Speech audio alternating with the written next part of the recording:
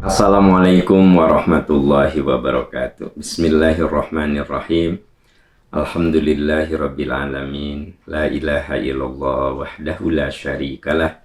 Lahul mulku wa lahul hamdu wa huwa ala kulli syai'in qadir. Asyhadu an la ilaha illallah wa asyhadu anna Muhammadan abduhu wa rasuluh. Allahumma shalli ala Muhammad wa ala ali Muhammad kama shallaita ala Ibrahim wa ala ali Ibrahim fil alamina innaka hamidum majid. Alhamdulillah sahabat percikan iman yang Allah muliakan, dengan izin Allah Subhanahu wa taala sampai detik ini kita semua masih diberi kesempatan untuk menjalani kehidupan. Sahabat percikan iman, setiap hari Senin kita isi dengan tafsir Al-Hikmah. Tafsir yang ada di tangan saya ini namanya tafsir Al-Hikmah. Pagi ini kita akan membahas tafsir Al-Hikmah dan kita memasuki surat Ad-Duha ayat 6. Ya. Surat Ad-Duha ayat 6. Bagi sahabat-sahabat yang tidak sempat mengikuti ayat-ayat sebelumnya, Anda bisa cek, Anda bisa lihat arsip dari kajian tafsir Al-Hikmah bisa dilihat di YouTube saya, Aam Amiruddin Official Channel. Bagi Anda yang belum mengikuti ayat-ayat sebelumnya. Hari ini kita akan meneruskan pembahasan surat Ad-Duha ayat 6 dan seterusnya. Surat Ad-Duha ini adalah surat ke-93. A'udzubillahi minasyaitonirrajim. Alam yajidka yatiman fa'awa. Bukankah Allah mendapatimu sebagai yatim, lalu Allah melindungimu? Sahabat percikan iman, ada ayat yang spesifik bercerita tentang kehidupan Nabi untuk kita ambil pelajarannya. Tapi ada juga yang seperti membahas kehidupan Nabi, tapi sesungguhnya pelajaran untuk kita semua. Di ayat ini dijelaskan bahwa memang Nabi itu hidup dalam kondisi yatim. Ketika beliau ada di dalam kandungan ibunya, baru 2 bulan usia kehamilan ibu Nabi Muhammad SAW, ayahandanya meninggal. Setelah beliau dilahirkan, pada saat usia 6 tahun, ibunya pun wafat. Kebayang nggak sama Anda teman-teman sekalian? Saat di rahim, baru 2 bulan usia beliau dalam rahim ibundanya, bapaknya wafat. 6 tahun saat itu ibunya wafat. Lalu baginda Rasulullah SAW diurus, dibina, dididik oleh kakeknya, yaitu Abdul Muttalib. Qadarullah, 2 tahun baru diurus oleh kakeknya, beliau pun wafat. Jadi urutannya itu betul-betul luar biasa sekali. Nah, baru setelah wafat kakeknya, Nabi diurus oleh Abu Thalib. Nah, ini menggambarkan sebuah perjalanan hidup yang tidak mudah. Beliau diurus oleh beberapa keluarga, oleh kakeknya, oleh pamannya, walaupun tentu saja beliau sempat dibesarkan oleh ibunya. Tapi intinya adalah memang Nabi Muhammad SAW sejak kecil mentalnya itu sudah diasah. Beda orang yang hidup dengan ayah bundanya sampai dewasa. Akan berbeda mental situasinya dengan yang dibesarkan oleh beberapa keluarga. Dibesarkan oleh beberapa keluarga ya karena ada satu kondisi yang di luar kemampuan. Ibunya wafat, diurus oleh kakeknya, kakeknya wafat, diurus oleh pamannya. Gitu. Di satu sisi ini adalah sebuah penderitaan. Tapi di sisi lain, boleh jadi beginilah kehendak Allah untuk menyiapkan Nabi Shallallahu Alaihi Wasallam dengan mental yang baja, dengan mental yang kokoh, dengan mental yang kuat, gitu. Wa wajadaka dhallan fahada, dan Allah mendapatimu seorang yang bingung, lalu Allah memberikan petunjuk. Nah, Nabi Shallallahu Alaihi Wasallam sempat mengalami kebingungan. Ini ada yang mengartikan dolan itu sesat. Nah, ini penafsiran yang keliru. Ya. Kan ada yang bilang Nabi Muhammad itu awalnya sesat karena mengambil ayat wa wajadaka dolan fahada. Padahal dolan itu dalam konteks ini bukan sesat, tetapi mengalami kebingungan. Orang itu ada saat bingung, bukan sesat, bingung. Nabi Shallallahu Alaihi Wasallam saat diutus ya mengalami kebingungan. Ini ketika sebelum Al-Quran itu turun, sebelum Nabi Muhammad Shallallahu Alaihi Wasallam diangkat jadi utusan, ada kebingungan. Ini mana yang benar gitu. Lihat kehidupan masyarakat yang sudah semakin memburuk. Akhlak moralitas masyarakat begitu jatuh. Ada kebingungan, ini harus bagaimana? Gitu. Sampai akhirnya Nabi sering merenung di Gua Hiro, yang suka disebut dengan tahannuth. Ya. Tahannuth itu artinya membuat renungan. Beliau pergi ke Gua Hiro. Karena kalau Anda datang ke Gua Hiro sampai sekarang, ya, alhamdulillah, jamaah Umroh Percikan Iman selalu ada program ke Gua Hiro bagi yang kuat. Karena memang untuk naik ke sana itu cukup terjal ya. Bagi yang kuat bisa naik ke Gua Hiro. Coba perhatikan, kalau Anda di Gua Hiro, itu seluruh kota Makkah kelihatan. Kalau sekarang sudah banyak cahaya ya. Kalau dulu kan belum ada cahaya. Dengan cahaya alami yaitu bulan, maka akan lebih sangat indah sekali. Nabi Shallallahu Alaihi Wasallam ketika menjelang usia 40, beliau semakin merasakan suatu kebingungan dengan melihat kondisi masyarakat yang ada. Beliau dibesarkan oleh beberapa keluarga, tapi kemudian beliau bisa melewati itu. Sampai akhirnya Nabi Shallallahu Alaihi Wasallam menjadi pengusaha dan akhirnya menikah dengan Bunda Khadijah. Nah, dengan bertambahnya usia beliau, kegelisahan, kekhawatiran, kebingungan itu makin terasa. Kebingungan apa? Bingung melihat kondisi masyarakat yang benar-benar akhlak moralitasnya itu sampai ke titik nadir, sampai ke titik terendah gitu.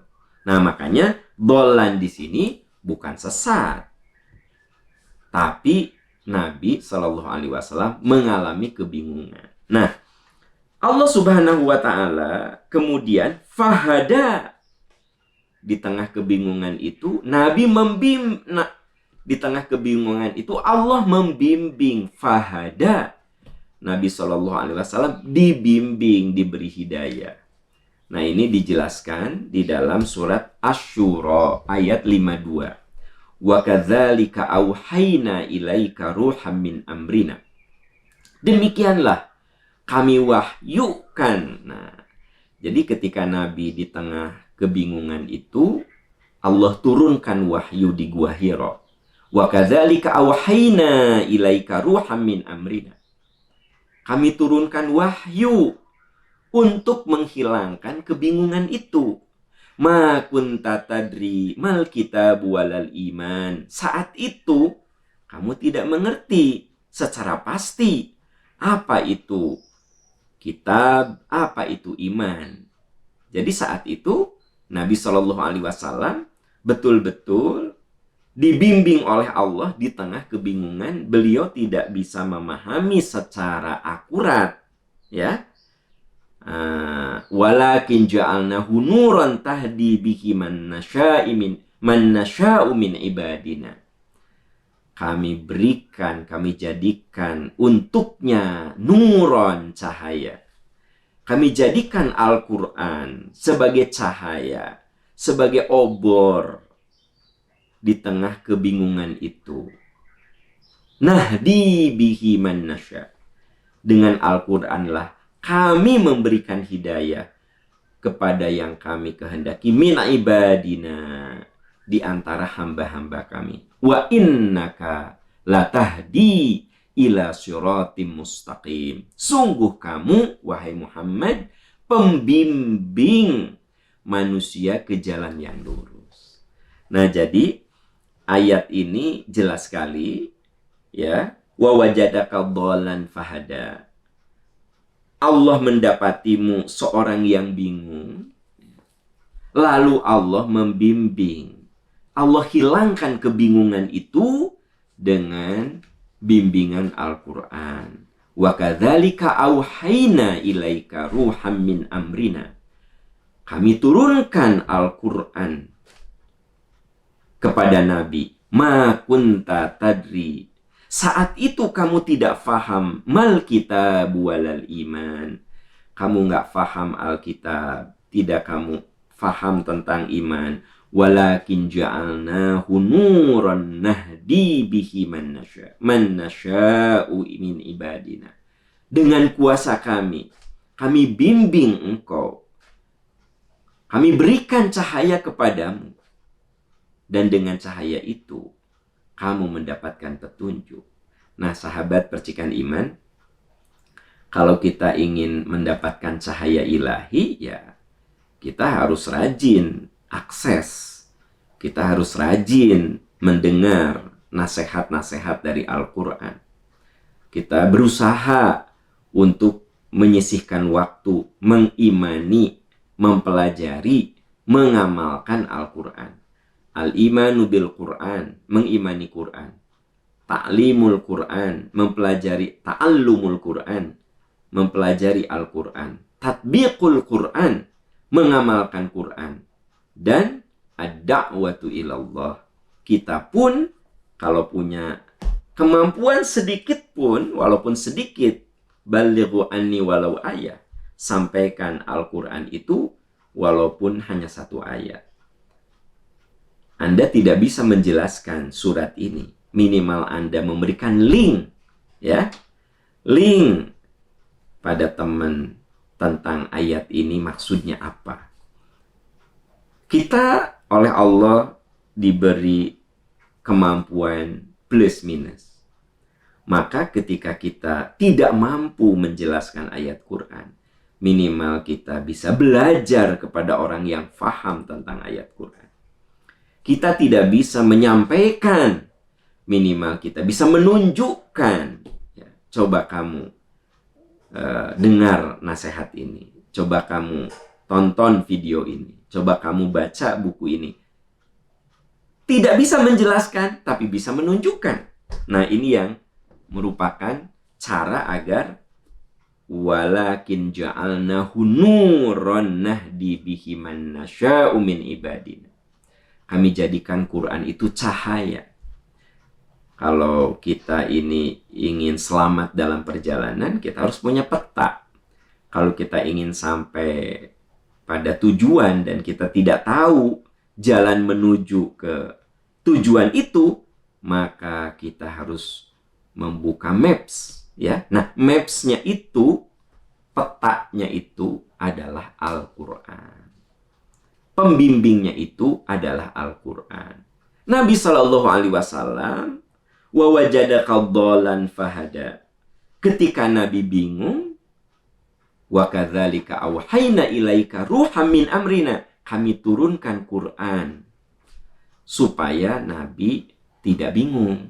Nah, kita ini kalau di tengah kebingungan, di tengah kekhawatiran, di tengah kegelisahan, coba kembali kepada Al-Quran. Baca Al-Quran, telaah Al-Quran, cari inspirasi dari Al-Quran, imani Al-Quran, amalkan Al-Quran. Insya Allah, jiwa kita akan lebih lurus dan tenang. Wa innaka latahdi ila siratim mustaqim. Allah firmankan, sungguh engkau Muhammad pemberi pemberi petunjuk ke jalan yang lurus. Diberi wewenang oleh Allah sebagai nabi untuk menjelaskan ayat-ayat Quran dan memberikan petunjuk kepada manusia. Wa wajadaka ailan fa'aghna. Allah mendapatimu seorang yang kekurangan, lalu Allah memberikan kecukupan. Nah, sahabat yang Allah muliakan. Jadi yang menarik di sini adalah fa'aghna. Allah mendapatimu seorang yang kekurangan, lalu Allah memberikan kecukupan. Ini kata yang sangat penting. Sebenarnya yang penting dalam hidup itu ada rasa cukup. Coba Anda perhatikan. Kadang Anda terheran-heran kan. Orang gajinya udah gede, fasilitasnya udah bagus, rumah dinas free, telepon listrik free, ya, BBM free, karena itu dijamin oleh negara. Jadi gajinya itu benar-benar bersih. Tapi kenapa coba masih korup? Coba menurut Anda apa? Kata kita mah apalagi sih? Gaji udah gede, ya hidup udah nyaman, mobil bagus, rumah bagus, tapi kenapa masih korup? Menurut Anda kenapa? Karena tidak merasa cukup gitu. Jadi yang bahaya itu ketika kita tidak merasa cukup. Ibu menjadi kurang bersyukur kepada suami kalau Anda tidak pernah merasa cukup. Ya. Dari suami tuh udah gede, Anda tuh udah dikasih gede untuk ukuran teman-teman Anda. Ya.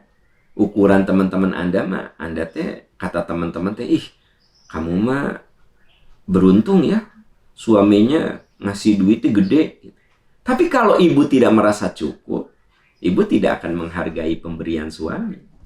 Orang mah kalau udah nggak merasa cukup, ya, itu menjadi kurang berterima kasih atau tidak berterima kasih, atau bahkan akan melakukan sesuatu hal yang buruk.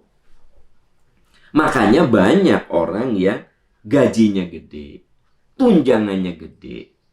Kata kita mah tidak akan miskin lah, dan dia tidak miskin. Tapi kenapa coba Anda lihat? Masih melakukan korupsi. Kenapa coba? Ya, dah tidak korupsi andaikan dia tidak korup, hidup dalam kenyamanan, hidup dalam limpahan harta. Tapi kenapa korup? Kenapa? Karena tidak merasa cukup. Jadi yang paling penting kita tuh harus punya rasa cukup. Allah berfirman, kamu kekurangan, kami beri kecukupan. Nah, ya, ada yang dengan punya motor merasa cukup. Kenapa? Bukan nggak mau punya mobil, tapi karena kemampuan suami cukupnya beli motor, ya sudah, dinikmati saja. Suami gaji 5 juta, ngerengek pengen mobil, harganya 200 juta. Ini kan menjadi tidak realistis. Ya. Kalau suami penghasilnya 5 juta, dengan punya motor, udah alhamdulillah, udah merasa cukup gitu. Jadi sebenarnya teman-teman sekalian, yang berbahaya itu ketika kita tidak punya rasa cukup. Maka ketika tidak punya rasa cukup, ya orang akan terus Terus, mending kalau halal. Gimana itu kalau haram? Akhirnya menghalalkan segala cara. Nah, makanya indah sekali. Ghina gitu. Ya. Fa'aghna itu diambil dari kata ghina. Ghina itu artinya hati yang merasa cukup. Makanya Nabi Shallallahu Alaihi Wasallam al-ghina tidak diukur dengan banyaknya harta, tapi al-ghina itu kekayaan hati kita. Yuk sahabat percikan iman, kalau ingin bahagia kita harus punya rasa cukup. Sekarang ini kan kita dicekoki di IG, di YouTube dengan orang-orang yang pamer kekayaan ya. Mobil puluhan miliar, rumah ratusan. Every day kita disuguhi dengan orang-orang yang yang kita tonton itu hidup glamor gitu. Apa yang terjadi? Kita menjadi orang yang tidak berterima kasih. Kita menjadi orang yang tidak merasa cukup. Karena diukur dengan kesuksesan orang lain. Padahal orang yang memamerkan harta itu belum tentu juga bahagia. Dia memamerkan mobil mahal, tapi dia harus nyicil. Ya. Kita tidak punya mobil, tapi tidak punya kewajiban nyicil. Kita tidak stres. Jadi saudara-saudaraku tercinta, mari kita luruskan. Kita itu harus punya al-ghina, perasaan cukup. Nah Allah berfirman, wa wajadaka ailan. Aku temukan engkau berkekurangan. Fa'aghna. Aku beri rasa cukup. Beri kecukupan. Ya, gitu. Banyak orang yang tidak bahagia karena melihat kesuksesan itu dengan takaran-takaran orang lain. Nah, itu yang membuat menderita. Ya. Kenapa ya kok saya rumahnya kayak begini, sementara teman seangkatan saya, nah, rumah saya tipe 21, kenapa ya? Padahal teman saya ini nggak pinter-pinter banget, nggak cantik-cantik banget, tapi kok dia punya suami yang bisa ngasih rumah tipe 100, udah gitu di tempat yang bagus. Anda menjadi menderita karena Anda mengukur kebahagiaan dengan takaran orang lain. Gitu. Ya sudah, nikmati saja apa yang ada di tangan kita, apa yang ada di genggaman kita, ya. Itu yang membuat kita bahagia. Karena saudara-saudaraku tercinta, kita hidup itu yang penting bahagia dan selamat. Bahagia dan selamat. Ini yang sering kita mintakan. Robbana atina fid dunya hasanah wa fil akhirati hasanah. Ya Allah, beri kami kebahagiaan dunia, kebahagiaan akhirat, wa qina adzabannar. Selamatkan kami. Jadi hidup dua, bahagia, selamat. Ya. Nah, boleh jadi kita bisa bahagia walaupun di tengah kekurangan. Kekurangan harta, kekurangan ilmu. Tapi kita bisa bahagia. Nah, makanya minta sama Allah tuh bahagia dan selamat gitu. Nah, kenapa orang itu tidak bahagia? Karena mengukurnya dengan kesuksesan orang. Nah, ini yang membuat jadi tidak bahagia. Makanya di ayat ini wa wajadaka ailan fa'aghna. Kami beri rasa cukup. Nah, ini penting. Mari kita membiasakan diri untuk memiliki rasa cukup. Al-ghina, ya, gitu. Dan jangan mengukur sukses dan bahagia itu dengan takaran orang lain. Tapi harus dengan takaran diri kita. Melihat dasar kemampuan kita. Melihat apa yang kita punya. Itu yang paling pokok sebenarnya. Nah, setelah itu Allah berfirman, fa'ammal yatima fala taqhar. Jangan kamu berlaku sewenang-wenang terhadap anak yatim. Jangan kamu menghardik. Yang dimaksud menghardik itu bukan berarti tidak boleh marah kepada anak yatim. Anda jadi guru, anak yatimnya rada bandel gitu, Anda marah, ya. Nah, boleh menghardik anak yatim. Kalau tujuannya mendidiknya boleh. Yang tidak boleh itu menghardik dalam arti tidak menyayangi, tidak memperhatikan, tidak melindungi. Ya, lindungi sesuai kadar kemampuan kita. Dan kalau kita bicara tentang anak yatim, Islam mengajari bahwa yatiman dza makrobah. Kita harus memperhatikan yatim yang masih ada dalam lingkaran kekerabatan kita. Jadi kalau Anda ingin memuliakan anak yatim, tidak perlu nyari ke Aceh, ya kan gitu. Tidak perlu nyari ke NTT. Cari dalam keluarga Anda, ada nggak yang yatim? Jangan-jangan ada keponakan Anda yang yatim, ya. Jangan-jangan ada sepupu Anda yang yatim, gitu. Yatiman dza makrobah. Kita harus berbuat baik mulai dengan yatim dza makrobah. Makrobah itu yang masih ada hubungan kekerabatan. Ada sebuah perusahaan menyantuni anak yatim, ya. Tapi tidak ditanya apakah tukang jualan di sekitar kantor teh ada yang yatim, apakah ya yang suka ngurusin parkir mobil itu ada yang yatim. Tanya sekitar kantor dulu. Ini ujug-ujug menghadirkan yatim di Cianjur ke perusahaan Anda. Cari dulu, jangan-jangan ya di kantor Anda kan tidak semuanya gajinya gede. Ya nggak sih? Boleh jadi ada yang bagian yang paling rendah di kantor Anda ternyata punya saudara yang yatim. Itu dulu kalau bicara tentang menyantuni anak yatim. Nah, ini bagi teman-teman di perusahaan. Jadi kalau bukan jelek ya, bukan salah ya, tapi maksudnya di kantor segede itu misalnya ada nggak sih yang yatim gitu? Ya itu dulu gitu. Kalau kita bicara di keluarga, ya coba di keluarga kita ada yang yatim enggak gitu. Itu mah arahan Quran, yatiman dza makrobah, yatim yang ada dalam lingkaran terdekat dulu. Kalau yatim-yatim yang ada dalam lingkaran terdekat itu sudah kita handle, baru lingkaran lebih besar lagi, lingkaran lebih besar lagi gitu. Itu rumus teman-teman sekalian. Nah, fa'ammal yatima fala taqhar.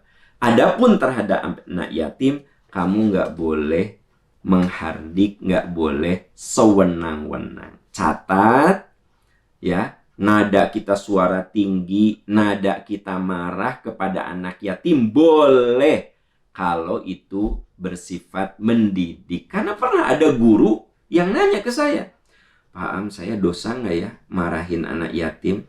Ya Anda sebagai guru, ada saat memang guru itu lembut, ada saat tegas, ada saat marah. Itu mendidik. Jadi teman-teman sekalian, itu mah ritme pendidikan ya. Jadi jangankan di sekolah, kita di rumah juga ada saat lembut. Ayo nak, sholat nak.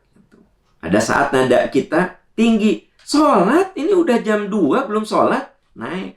Ya, gitu. Jadi tidak salah kalau di rumah kita punya anak yatim, kemudian anak yatimnya disuruh sholat hesek, susah, kita membentak, kamu sholat, udah jam 2 belum sholat juga, itu anak yatim. Boleh? Boleh.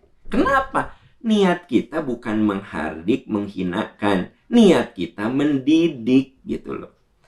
Jadi bagi para guru ya, kalau misalnya anaknya ya butuh nada tinggi kita ngomong, butuh tegas, ya lakukan dah. Nawaitu kita mah bukan menghinakan anak yatim. Nawaitu kita, niat kita kan mendidik gitu. Maaf saya jelaskan gitu karena ada guru yang nanya ke saya gitu. asa dosa cenah saya teh kalau nyarekan budak yatim teh cenah gitu. Asa dosa saya teh kalau marahin anak yatim. Saya bilang, kenapa kamu marah? Ya karena gini, ya jelas atau tidak apa-apa. Tapi gimana ada ayat fa'ammal yatima fala taqhar. Adapun anak yatim itu jangan kamu hardik, jangan kamu sewenang. Iya, yang tidak boleh itu kamu sewenang-wenang. Ya, tapi kalau mengajari, mendidik mah nggak masalah. Wa ammasa ila fala tanhar. Adapun terhadap peminta-minta, jangan kamu menghardiknya, jangan kamu menghinanya. Makanya kalau ada orang yang minta ke kita, kita lihat kalau dia itu memang perlu kita bantu, ya bantu. Tapi kalau menurut pertimbangan kita, dengan dibantu itu dia menjadi tidak sehat gitu. Dikit-dikit minta ke kita, dikit-dikit minta. Jadi dia tuh nggak ada usaha gitu. Maka ada saat kita tidak memberinya. Qaulum ma'ruf, omongan yang baik, itu lebih baik dari sodakoh yang kemudian membuat dia terluka dengan omongan kita. Kita ngasih, tapi gini, gawe teh menta we, gawe atuh. Nah, kita ngasih, tapi omongan kita menyakitkan. Mendingan kita tidak memberi, ya, tapi mengucapkan kata-kata yang bagus. Apakah setiap orang yang minta itu perlu kasih? Enggak juga. Kita lihat dulu, ya, dia minta kenapa? Apakah minta itu betul-betul karena terdesak? Betul-betul karena keterpurukan? Ya kita bantu. Tapi kalau minta itu karena dia pemalasan, ya jangan dikasih. Kenapa? Berarti Anda membantu dia menjadi orang malas. Gitu. Jadi ada orang yang bilang, Pak Am, saya punya saudara, ya selalu minta aja gitu. Saya bilang, kenapa Bu? Apakah dia sakit? Enggak. Ya jadi malas gitu. Jadi kerjaannya itu minta ke saudara ini, ke saudara ini. Jadi peminta-minta kepada lingkaran saudara. Nah saya bilang jangan dikasih. Karena Anda membantu dia, merusak mental dia menjadi peminta-minta. Gitu. Jadi ada orang yang minta itu benar-benar karena darurat. Nah orang kayak begitu bantu. Man yassara ala mu'sirin yassarallahu fid dunya wal akhirah. Siapa yang meringankan beban orang yang terpuruk, Allah ringankan dia dunia dan akhirat. Wallahu fi aunil abdi, maka nal abdu fi auni akhi. Allah pasti menolong hamba selama si hamba itu nolong orang lain. Nah, siapa yang kita tolong? Yang benar-benar membutuhkan. Tapi kalau orangnya jadi pemalasan, jadi mentalnya buruk, hanya minta-minta, ya jangan dikasih. Sebab kalau Anda kasih, maka Anda mendidik dia untuk menjadi peminta-minta. Gitu. Nah, makanya Quran mengatakan, wa ammasa ila fala tanhar. Adapun kepada orang yang meminta-minta, jangan kamu menghardiknya. Yang dimaksud adalah ketika orang itu minta dan memang benar-benar orang itu butuh bantuan, bantulah. Kalau tidak bisa bantu, qaulum ma'ruf wa maghfirah. Ucapan yang baik dan permaafan itu lebih baik kalau memang kita tidak mampu menolongnya. Tapi kalau orang itu mentalnya buruk, menjadi peminta-minta, jangan kita beri. Karena kita berkontribusi membangun mental yang buruk pada orang itu. Wallahu a'lam bishawab. Ya. Nah, ayat berikutnya, wa amma bi ni'mati rabbika fahaddits. Adapun terhadap nikmat Tuhanmu, hendaklah kamu bersyukur. Hendaklah kamu bersyukur terhadap nikmat Tuhanmu. Nah, syukur itu ada dua, sahabat percikan iman. Pertama, syukur kontekstual. Syukur kontekstual itu syukur yang ada karena ada situasi-situasi tertentu. Orang pulang haji, syukuran, alhamdulillah sudah bisa berhaji. Nah, itu syukur kontekstual. Orang mau berhaji, syukuran sambil minta didoakan, diberi kemudahan, kelancaran. Itu syukur kontekstual. Kenapa? Karena tidak semua orang bisa berhaji. Dan kalaupun punya uang, sekarang ini nunggunya lama. Untuk haji reguler di Bandung Raya itu 20 tahun. Bahkan ada di kota-kota lain itu sampai 36 tahun. Nunggu antrian. Lalu Anda bisa dapat tahun ini, Anda ngundang teman tetangga. Bersyukur sama Allah. Nah, itu namanya syukur kontekstual gitu. Ada yang mau menikahkan anak, alhamdulillah, syukuran nih anak ada jodohnya, mengumpulkan teman tetangga. Sebelum akad nikah ada tasyakur bin nikmah. Sebelum pernikahan boleh? Boleh. Anda menghitan anak, tasyakur bin nikmah, ada khitanan, walimah khitanan, boleh? Boleh. Nah, tapi zaman Rasul nggak ada, Ustaz. Nah, gitu kan. Zaman Rasul tuh nggak ada. Walimah khitanan, walimatus safar kan nggak ada. Iya, nggak ada. Ini namanya kearifan lokal yang sejalan dengan aturan agama. Wa amma bi ni'mati rabbika fahadits. Kalau kau punya nikmat, ceritakan. Anda pindah rumah, ngundang teman tetangga sambil mengenalkan diri ke warga. Boleh? Boleh. Itu namanya tasyakur bin nikmah, ya. Syukur kontekstual. Zaman Rasul ada nggak? Nggak ada. Yang seperti ini, tetapi perintahnya ada.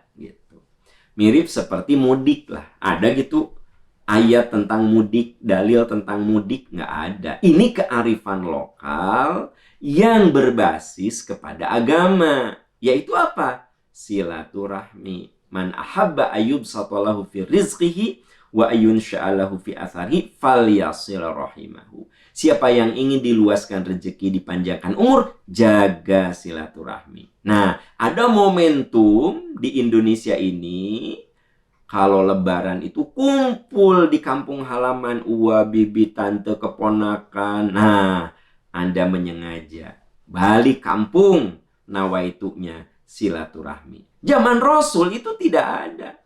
Idul Fitri, mudik, nggak ada. Tapi kenapa sekarang kita lakukan? Ruhnya ada, yaitu silaturahmi. Tasyakur bin nikmah, syukuran keberangkatan haji, keberangkatan umroh, syukuran khitanan, syukuran rumah. Ada gitu zaman Rasul? Nggak ada, tapi ruhnya itu ada. Wa amma bi ni'mati rabbika fahadits. Adapun kalau kamu dapat nikmat Allah, hendaklah kamu bersyukur. Fahadits, ekspresikan, ya. Ceritakan. Fahadits itu haddatsa yuhadditsu, itu bicarakan, sampaikan. Alhamdulillah anak aku yang paling besar udah wisuda kemarin. Nah, itu kan tahadduts bin nikmah. Menceritakan kenikmatan. Boleh? Ya boleh. Nah, kalau ada yang begitu, kita doakan, ya. Kita doakan. Barokallah, ini rumah baru, mudah-mudahan berkah, mudah-mudahan Bapak bisa nyaman, bahagia, bisa selamat dunia akhirat di rumah ini. Jadi kalau ada teman kita yang tasyakur bin nikmah, doakan yang baik-baik. Ada teman Anda memposting foto wisuda anaknya, ya Anda doakan semoga ilmunya berkah, semoga semakin soleh gitu. Jangan julid, jangan begitu teman memposting wisuda, detilu wae meni posting wisuda. Sugante S3, sugante aku pikir S3, D3, D3 mah tuh nggak usah lah posting-posting gitu. Nggak boleh gitu, nggak boleh julid, nggak boleh dengki hati kita. Kita harus bersih. Doakanlah, ya gitu. Ada teman Anda, alhamdulillah ya Allah, Engkau memberikan rezeki, hamba bisa menempati rumah baru. Nah, misalnya teman Anda posting begitu kan? Anda doa, barokallah teteh, mudah-mudahan berkah, bahagia, selamat, putra-putri soleh-solehah, amin ya rabbal alamin. Itu doa kepada orang-orang yang mendapatkan nikmat gitu, ya. Jadi saudara-saudaraku tercinta, di satu sisi kalau kita dapat nikmat, kita bersyukur kepada Allah. dan kita boleh bercerita. Tidak bermaksud sombong, tidak bermaksud ria. Ya bercerita karena tahaddus bin nikmah. Kita berterima kasih kepada Allah. Ya, begitu. Nah, ketika ada yang tahaddus bin nikmah, menceritakan kenikmatan, doakanlah agar kenikmatan itu tetap membersamai yang bersangkutan. Doakan. Dan ketika Anda mendoakan orang lain, sesungguhnya Anda sedang mengundang malaikat mendoakan Anda. Ya, jadi kita ini tidak mubazir. Tidak ada istilah sia-sia mendoakan orang lain. Teman kita punya rumah baru. Teteh, barokallah. Mudah-mudahan berkah ya, rumahnya ini bagus. Mudah-mudahan rumahnya membawa bahagia ya teh ya. Anda tahu nggak? Di atas kepala Anda ada malaikat yang mengatakan, amin ya Allah, kabulkan doa orang ini dan berikan kepada orang ini kebaikan sebagaimana dia mendoakan kebaikan kepada orang lain. Jadi jangan pernah merasa rugi, jangan merasa mubazir, jangan merasa tidak ada arti ketika kita mendoakan kepada orang yang dapat kenikmatan. Karena malaikat mendoakan kebaikan kepada kita.